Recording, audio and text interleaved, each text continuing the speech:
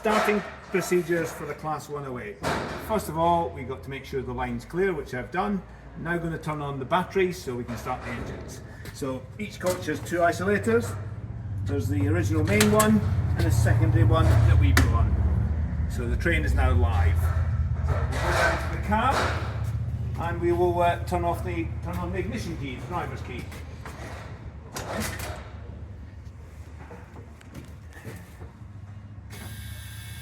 The buzzing sound means the handbrake's on and the train's live.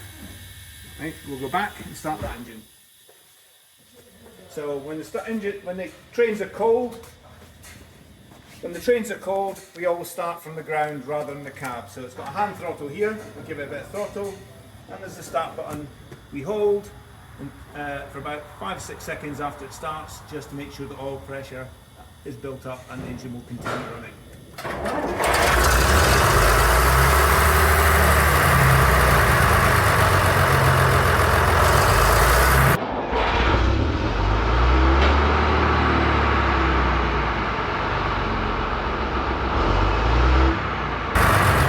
One engine done, round the other side for the second.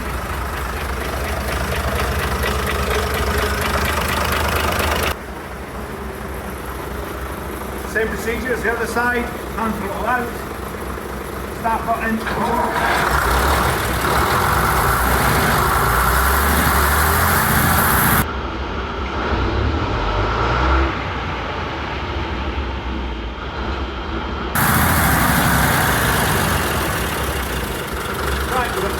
Turning and running.